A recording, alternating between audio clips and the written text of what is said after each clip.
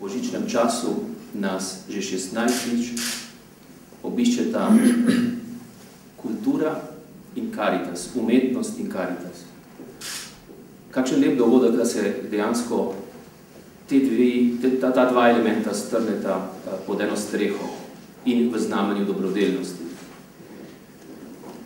Kardinal Ravasi, predsednik Papeškega sveta za kulturo, čigar intervju objavljamo, bomo kmalu objavili v družini oziroma v Slovenskem času, v prilogi, pravi, da gresta vera in umetnost nekako po usporednih tirnicah.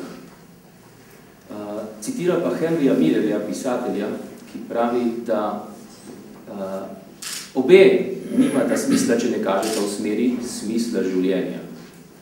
In takšen globlji smisel kot ta, da v bistvu delimo bremena drug drugemu. Hvala lepa.